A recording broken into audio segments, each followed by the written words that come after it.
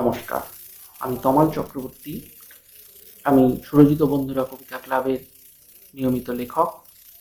বিভিন্ন যে প্রতিযোগিতাগুলো হয়, যেমন কলমকার, প্রতি মাসে পিকচার কথা, শিশুদের জন্য ছড়া লেখা বা গল্প লেখা প্রতিযোগিতা, প্রত্যেকটি প্রতিযোগিতাতেই আমি আমার লেখা দেওয়ার চেষ্টা করি এবং বেশ কিছুবার আমার লেখা মনোনীত হয়েছে, যা থেকে আমি আরও লেখায় লিখতে অনুপ্রাণিত হই এবং আমাদের মতো সাধারণ লেখকের লেখনীকে সকলের সামনে তুলে ধরবার, পাঠ করবার সুযোগ করে দেওয়ার জন্য সুরজিত বন্ধুরা কবিতা ক্লাবকে আমার পক্ষ থেকে আমি কৃতজ্ঞতা ও ধন্যবাদ জানাই।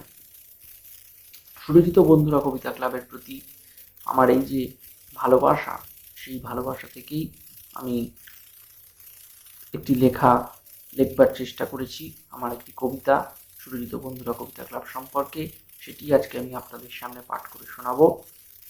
কবিতার নাম হচ্ছে সুরজিত বন্ধুরা কবিতা ক্লাব।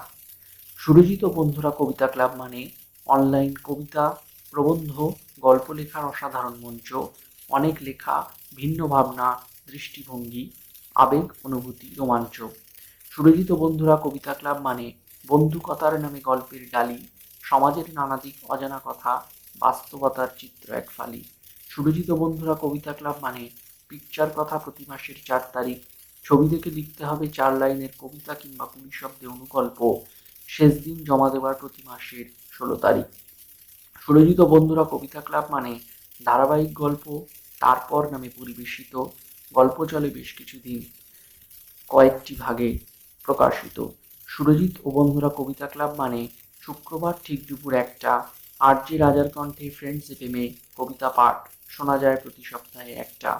সুরজিৎ ও বন্ধুরা কবিতা ক্লাব মানে প্রতি বছর কলমকার, গল্প কিংবা কবিতার প্রতিযোগিতা, পুরস্কার, সৃজনশীলতা, স্বীকৃতি, শ্রেষ্ঠ প্রতিভার। সুরজিৎ ও বন্ধুরা কবিতা ক্লাব মানে কবি লেখকের বিকাশ লাভের মুক্ত হরিত ক্ষেত্র, দেশ বিদেশে সুখ্যাতি, আনন্দে জুড়ে নেত্র। সুরজিৎ ও বন্ধুরা কবিতা ক্লাব মানে 2012 সালে শুরু পথ চলা, 9 বছর অতিক্রান্ত, গল্প কবিতার মিশেলে জীবনের কথা বলা। সুরজিৎ ও বন্ধুরা কবিতা ক্লাব মানে শিশুদের জন্য কবিতা, গল্প লেখার প্রতিযোগিতা, গ্র্যান্ড মিটে বিশেষ অনুষ্ঠান, সাক্ষাৎ সফলভাবে সকলের সহযোগিতা। সুরজিৎ ও বন্ধুরা কবিতা ক্লাব মানে সুরজিৎ স্যার বহু গুণীজনের অক্লান্ত পরিশ্রম, সকলে মিলেমিশে পরিবার সম, একতা, বৈচিত্র্যের আনন্দ আশ্রম। ধন্যবাদ।